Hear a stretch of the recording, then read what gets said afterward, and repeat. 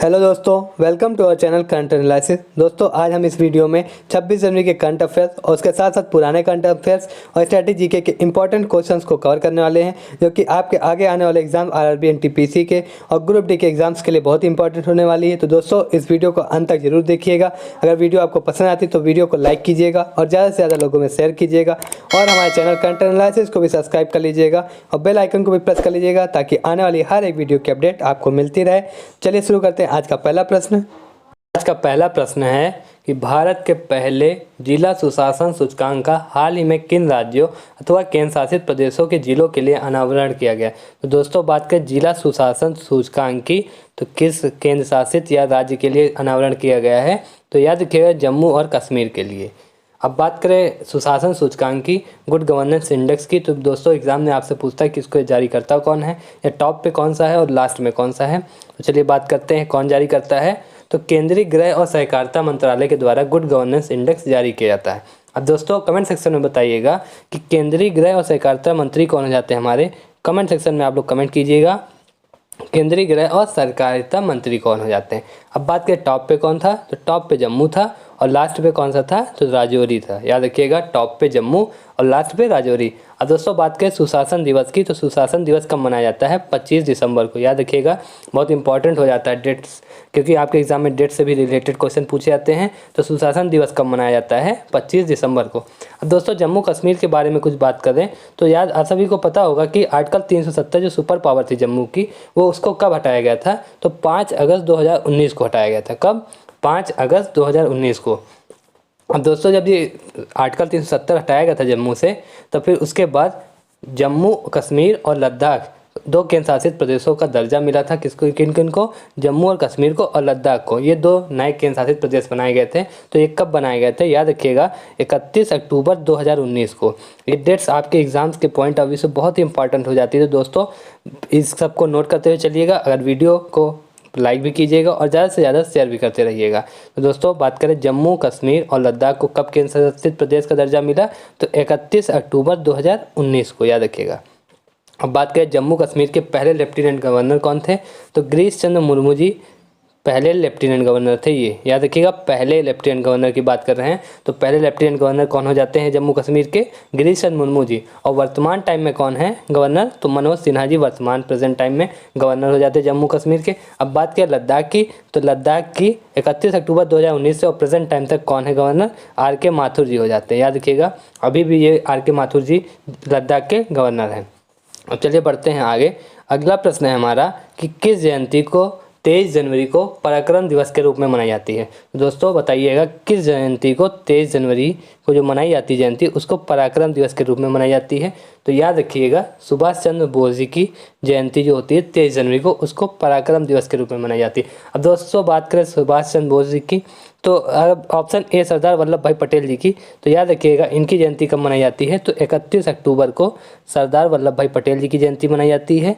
और इसको इनके बर्थडे के रूप में मनाई जाती है, एकता दिवस के रूप में मनाया जाता है इस जयंती को। याद रखिएगा किसके रूप में, तो एकता दिवस के रूप में मनाया जाता है। कब, 31 अक्टूबर को। अब पंडित जवाहरलाल नेहरू जी की बात करें तो आप सभी को पता होगा 14 नवंबर चिल्ड्रंस डे, इनका बर्थडे 14 नवंबर, जिसको चिल्ड्रंस डे के रूप में मनाया जाता है। अब बात करें चौधरी चरण सिंह जी की, तो चौधरी चरण सिंह की 23 दिसंबर को मनाई जाती है। कब, 23 दिसंबर को, जिसको किसान दिवस के रूप में मनाते हैं। याद रखिएगा सब आपके इंपॉर्टेंट हो जाते हैं एग्जाम्स के लिए। तो याद रखिएगा सरदार वल्लभ भाई पटेल जी की 31 अक्टूबर को, और पंडित जवाहरलाल नेहरू जी की 14 नवंबर चिल्ड्रंस डे बाल दिवस, और चौधरी चरण सिंह जी की 23 दिसंबर किसान दिवस के रूप में। और सुभाष चंद्र बोस जी की तो 23 जनवरी को जयंती मनाई जाती है, जो कि 2021 में पहली बार पराक्रम दिवस के रूप में मनाई गई थी। याद रखिएगा पराक्रम दिवस के रूप में पहली बार कब मनाई गई थी, तो 2021 में, और 2022 में दूसरी बार है। अब दोस्तों बात करें तो 2022 में सुभाष चंद्र बोस जी की 125वीं जयंती मनाई गई है। आपसे एग्जाम में ये भी पूछ सकता है कि 2022 में कौन सी जयंती थी, कौन सी 125वीं। अब दोस्तों बात करें सुभाष चंद्र बोस जी की और डिटेल में, तो याद रखिएगा आपके यूपी पीसीएस में ये एग्जाम में पूछा गया था क्वेश्चन, तो एग्जाम से पॉइंट ऑफ व्यू से इंपॉर्टेंट क्वेश्चन हो जाता है कि सुभाष चंद्र बोस जी के राजनीतिक गुरु का क्या नाम था, तो क्या नाम था, चित्तरंजन दास जी। याद रखिएगा सुभाष चंद्र बोस जी के राजनीतिक गुरु कौन थे, तो चित्तरंजन दास जी सुभाष चंद्र बोस जी के राजनीतिक गुरु हो जाते हैं। अब दोस्तों और बात करें कि आज़ाद हिंद रेडियो सेवा कब शुरू हुई थी, तो किन किन के द्वारा शुरू की गई थी, तो याद रखिएगा 1942 में या बर्लिन जर्मनी में आज़ाद हिंद रेडियो सेवा शुरू की गई थी। और कौन कौन किस किसने शुरू किया था, तो याद रखिएगा नेताजी ने, सुभाष चंद्र बोस जी ने और एडॉल्फ हिटलर ने, इन दोनों लोगों ने 1942 में जर्मनी में आज़ाद हिंद रेडियो की शुरुआत की थी। अब बात करें एडॉल्फ हिटलर की, तो इन्होंने सुभाष चंद्र बोस जी को सर्वप्रथम नेताजी कहकर संबोधित किया था। दोस्तों आपसे एग्जाम में पूछता है कि सर्वप्रथम नेताजी कहकर किसने संबोधित किया था, तो दोस्तों किसने किया था, एडॉल्फ हिटलर ने।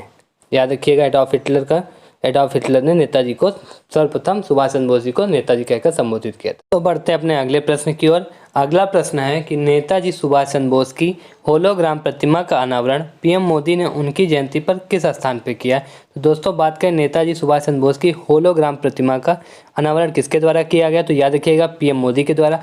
और उनकी जयंती पे, तो उनकी जयंती कब मनाई जाती है, तो याद रखिएगा 23 जनवरी को पराक्रम दिवस के रूप में नेताजी सुभाष चंद्र बोस की जयंती मनाई जाती है, जिस पे होलोग्राम प्रतिमा का अनावरण किया गया किसके द्वारा, पीएम मोदी के द्वारा। अब बात करें किस स्थान पे किया गया है, तो याद रखिएगा इंडिया गेट पे किया गया है।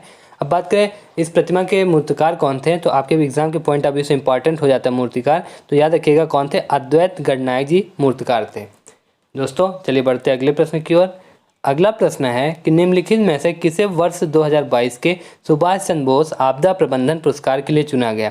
तो दोस्तों बात करें 2022 का सुभाष चंद्र बोस आपदा प्रबंधन पुरस्कार तो किसे दिया गया है, तो याद रखिएगा विनोद शर्मा जी को, प्रोफेसर विनोद शर्मा जी को सुभाष चंद्र बोस आपदा प्रबंधन पुरस्कार 2022 के लिए चुना गया है।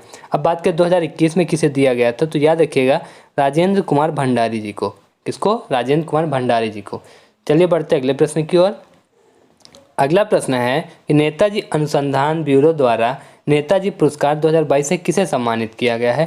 तो दोस्तों 2022 का नेताजी पुरस्कार से किसे सम्मानित किया गया है, तो याद रखिएगा शिंजो अबे जी को नेताजी पुरस्कार 2022 से सम्मानित किया गया है। दोस्तों शिंजो अबे कौन हो जाते हैं, तो बात करें ये कहाँ के पूर्व प्रधानमंत्री हो जाते हैं, तो ये जापान के पूर्व प्रधानमंत्री हो जाते हैं। शिंजो अबे जी ये जापान के पूर्व प्रधानमंत्री हो जाते हैं। तो दोस्तों कमेंट सेक्शन में बताइएगा कि जापान के प्रेजेंट टाइम में प्रधानमंत्री कौन है। चलिए बढ़ते हैं आगे और डिटेल के बारे में जानते हैं। तो याद रखिएगा 2021 का शिंजो अबे जी को पद्म विभूषण पुरस्कार भी दिया गया था। 2021 में शिंजो अबे जी को पद्म विभूषण से भी सम्मानित किया गया था। चलिए देखते हैं अगला प्रश्न। अगला प्रश्न है कि प्रधानमंत्री नरेंद्र मोदी जी के द्वारा कहाँ पर 5 फरवरी 2022 को स्टैच्यू ऑफ इक्वालिटी का अनावरण किया जाएगा। दोस्तों बात करें स्टैच्यू ऑफ इक्वालिटी का, तो इसका अनावरण 5 फरवरी को किया जा रहा है। किसके द्वारा, प्रधानमंत्री नरेंद्र मोदी जी के द्वारा। और कहाँ पे किया जा रहा है, तो याद रखिएगा हैदराबाद में। दोस्तों हैदराबाद में स्टैच्यू ऑफ इक्वालिटी का अनावरण पीएम नरेंद्र मोदी जी के द्वारा 5 फरवरी को हैदराबाद में किया जाएगा।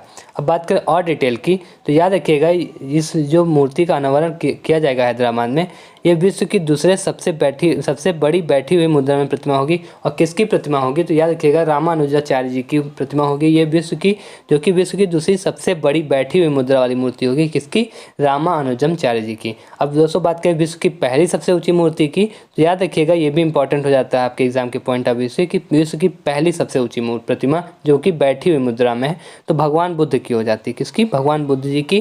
और ये कहाँ पे है, तो याद रखिएगा थाईलैंड में। स्थान भी इंपॉर्टेंट हो जाता है कहाँ पे, तो ये थाईलैंड में हो जाती है। चलिए बढ़ते हैं अगले प्रश्न की ओर।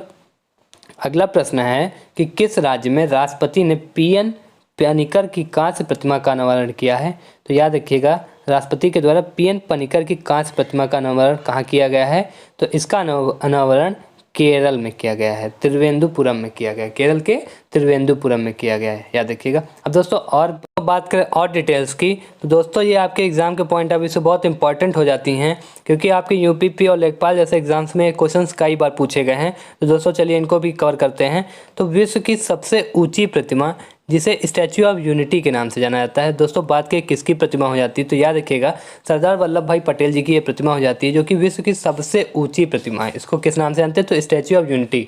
अगर इसकी बात करें तो ये 182 मीटर 597 फीट की विश्व की सबसे ऊंची प्रतिमा हो जाती है। और ये कहाँ पे है, तो याद रखिएगा केवड़िया गुजरात में हो जाती है। कहाँ पे, केवड़िया गुजरात में। अब बात करें स्प्रिंग टेम्पल, बुद्ध की जो स्प्रिंग टेम्पल है वो कहाँ पे हो जाती है, तो चीन में हो जाती है। और लैक्यून सेकिया ये म्यांमार में है। अब स्टैच्यू ऑफ लिबर्टी याद होगा तो ये कहाँ पे है, न्यूयॉर्क यूएसए में। और बात करें तो क्राइस्ट द रिडीमर, दोस्तों ये जीसस क्राइस्ट की मूर्ति हो जाती है जो कि कहाँ पे है, तो ब्राज़ील में हो जाती है, याद रखिएगा ब्राज़ील में। प्रश्न है कि हाल ही में किस देश के वैज्ञानिकों ने एक्सरे से कोरोना के बारे में पता लगाने की घोषणा की। तो दोस्तों बात करें किस देश के वैज्ञानिकों ने एक्सरे से, याद रखिएगा किससे, एक्सरे से कोरोना के बारे में पता लगाने की घोषणा की, तो यह स्कॉटलैंड के हो जाते हैं वैज्ञानिक जिन्होंने एक्सरे से कोरोना का बारे में पता लगाने की घोषणा की। चलिए बढ़ते हैं अगले प्रश्न की ओर। अगला प्रश्न है कि राष्ट्रीय बालिका दिवस कब मनाया जाता है। तो दोस्तों बात करें राष्ट्रीय बालिका दिवस की तो याद रखिए कब मनाया जाता है, 24 जनवरी को मनाया जाता है राष्ट्रीय बालिका दिवस।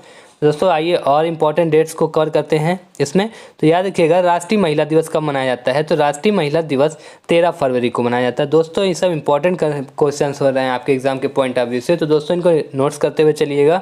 आपके आगे आने वाले यूपी लेखपाल या ग्रुप डी या एनटीपीसी सीबीटी 2 के एग्जाम्स के पॉइंट ऑफ व्यू से बहुत ही इंपॉर्टेंट क्वेश्चन है जो कि आज हम इस वीडियो में लाए। सारे सिलेक्टेड क्वेश्चन आज हमने कवर किए हैं वीडियो में। दोस्तों वीडियो को ज़्यादा से ज़्यादा लाइक कीजिएगा और शेयर भी करते रहिएगा।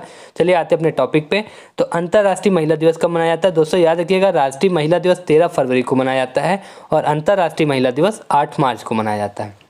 अब बात करें अंतर्राष्ट्रीय शिक्षा दिवस की तो अंतर्राष्ट्रीय शिक्षा दिवस 24 जनवरी को मनाया जाता है और डीआरडीओ का स्थापना दिवस कब मनाया जाता है, तो 1 जनवरी को। और दोस्तों ये भी याद रखिएगा कि 2021 में डीआरडीओ ने अपना कौन सा स्थापना दिवस मनाया है, तो 60वां स्थापना दिवस 1 जनवरी को मनाया है।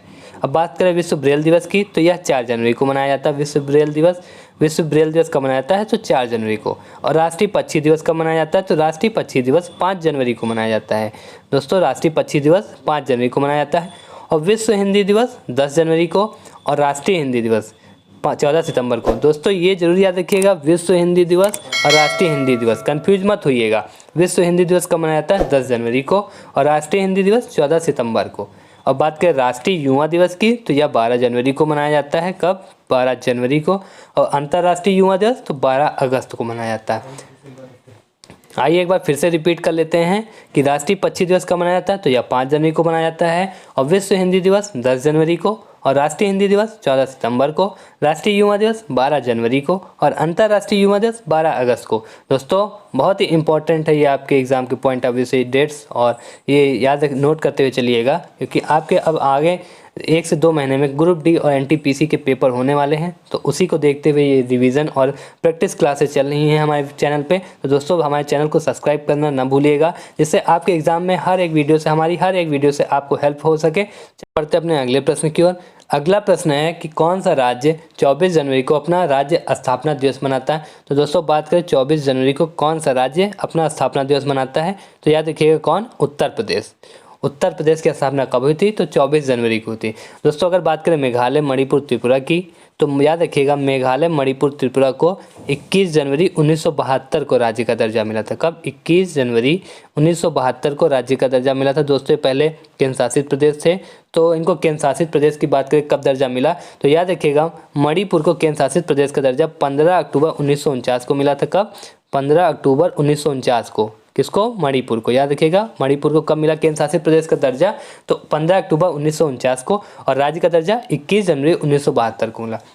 अब बात करें त्रिपुरा की तो त्रिपुरा को 1 नवंबर 1956 को क्या मिला, केंद्र शासित प्रदेश का दर्जा मिला था 1 नवंबर 1956 को। और राज्य का दर्जा कब मिला, तो 21 जनवरी 1972 को त्रिपुरा को राज्य का दर्जा मिला। अब बात करें मणिपुर की तो मेघालय की, तो मेघालय दोस्तों असम राज्य का हिस्सा था जो कि 21 जनवरी 1972 को एक राज्य बना दिया गया। अब दोस्तों और बात करें उत्तर प्रदेश के बारे में तो चलिए इसमें उत्तर प्रदेश को भी कवर करते हैं क्योंकि यूपी जीके से भी क्वेश्चन बनते हैं आपके एग्जाम में, तो इसीलिए यूपी जीके को भी कवर किया गया है। तो बात करें उत्तर प्रदेश की राजधानी की तो उत्तर प्रदेश की राजधानी लखनऊ हो जाती है। और मुख्यमंत्री कौन है, उत्तर प्रदेश के मुख्यमंत्री योगी आदित्यनाथ जी हो जाते हैं। दोस्तों आपके एग्जाम में ये भी पूछता है कि जो मुख्यमंत्री होते हैं उनका किस पार्टी से संबंध है, तो याद रखिएगा योगी आदित्यनाथ जी का किस पार्टी से संबंध है, तो बीजेपी पार्टी से इनका संबंध है। याद रखिएगा बीजेपी से, भारतीय जनता पार्टी से योगी आदित्यनाथ जी का संबंध है। अब बात करें राज्यपाल उत्तर प्रदेश के, तो आनंदीबेन पटेल जी राज्यपाल हो जाती हैं। अब उत्तर प्रदेश में कितनी विधानसभा की सीटें हैं, तो 403 उत्तर प्रदेश में विधानसभा की सीटें हो जाती हैं और विधान परिषद की 100 सीटें हो जाती हैं और लोकसभा की 80 सीटें हैं और राज्यसभा की 31 सीटें हैं। अब बात करें उत्तर प्रदेश की सीमाओं के बारे में, तो बात करें अंतर्राष्ट्रीय सीमा की, तो याद रखिएगा उत्तर प्रदेश की अंतर्राष्ट्रीय सीमा किस देश के साथ लगती है, तो यह नेपाल देश के साथ लगती है। उत्तर प्रदेश की अंतर्राष्ट्रीय सीमा नेपाल देश के साथ लगती है। दोस्तों बात करें उत्तर प्रदेश के राजकीय पुष्प, पक्षी और वृक्ष और फूल की, तो याद रखिएगा उत्तर प्रदेश का राष्ट्रीय पशु क्या हो जाता है, तो ये बारहसिंगा है। बारहसिंगा उत्तर प्रदेश का राजकीय पशु हो जाता है। और राजकीय पक्षी की बात करें तो सारस हो जाता है और राजकीय फूल पलाश का फूल हो जाता है और राजकीय वृक्ष क्या है, तो अशोक का वृक्ष हो जाता है उत्तर प्रदेश का राजकीय वृक्ष। चलिए और डिटेल में बात करते हैं, तो उत्तर प्रदेश के पहले मुख्यमंत्री कौन थे, तो याद रखिएगा गोविंद वल्लभ पंत जी उत्तर प्रदेश के पहले मुख्यमंत्री थे। ये आपके यूपीपी में क्वेश्चन यही पूछा गया था, सेम ऐसे ही क्वेश्चन पूछा गया था कि उत्तर प्रदेश के पहले मुख्यमंत्री कौन थे, तो याद रखिएगा कौन थे, गोविंद वल्लभ पंत जी। और उत्तर प्रदेश की पहली महिला मुख्यमंत्री कौन थी, तो सुचेता कृपलानी जी उत्तर प्रदेश की पहली महिला मुख्यमंत्री थी। अब बात करें पहली महिला राज्यपाल की, तो यह सरोजिनी नायडू जी थी। उत्तर प्रदेश की पहली महिला राज्यपाल सरोजिनी नायडू जी थी। अब बात करें उत्तर प्रदेश की और, तो उत्तर प्रदेश में टोटल दोस्तों कितने ज़िले हो जाते हैं, 75 ज़िले हो जाते हैं। अब उत्तर प्रदेश में हाल ही में एक न्यूनतम जिला जो कि इसका हाल ही में निर्माण हुआ है, तो याद रखिएगा ये कौन सा हो जाता है, हापुड़ जिला, जो कि सबसे छोटा जिला हो जाता है क्षेत्रफल की दृष्टि से। अब बात करें सबसे बड़ा जिला की, तो यह सबसे बड़ा जिला क्षेत्रफल की दृष्टि से कौन हो जाता है, लखीमपुर खीरी। याद रखिएगा लखीमपुर खीरी, जो कि 7660 किलोमीटर स्क्वायर लगभग कितना हो जाता है क्षेत्रफल, 7660 किलोमीटर स्क्वायर इसका क्षेत्रफल हो जाता है। तो सबसे बड़ा जिला कौन है, लखीमपुर खीरी। अब दोस्तों बात करें सबसे छोटा जिला की, तो हापुड़ हो जाता है। याद रखिएगा हापुड़ सबसे छोटा जिला भी है और इसका ये न्यूनतम जिला भी है उत्तर प्रदेश का। अब उत्तर प्रदेश की सीमाओं के बारे में बात करें, तो याद रखिएगा इसकी सीमा कितने राज्यों के साथ लगती है, तो 8 राज्यों के साथ और एक केंद्र शासित प्रदेश। कौन सा केंद्र शासित प्रदेश, दिल्ली हो जाता है, जिसकी उत्तर प्रदेश के साथ सीमा लगती है और 8 राज्य हो जाते हैं। तो दोस्तों ये थी आज के करंट अफेयर्स के क्वेश्चन। दोस्तों वीडियो सेक्शन आपको कैसा लगा कमेंट सेक्शन में जरूर बताइएगा। अगर वीडियो आपको पसंद आए तो वीडियो को लाइक कीजिएगा और ज़्यादा से ज़्यादा शेयर भी कीजिएगा। और हमारे चैनल को अभी तक सब्सक्राइब नहीं किया तो हमारे चैनल कंटेंट एनालिसिस को भी सब्सक्राइब कर लीजिएगा और बेल आइकन को भी प्रेस कर लीजिएगा ताकि आने वाली हर एक वीडियो की अपडेट आपको मिलती रहे। मिलते हैं अगली वीडियो में, तब तक के लिए धन्यवाद।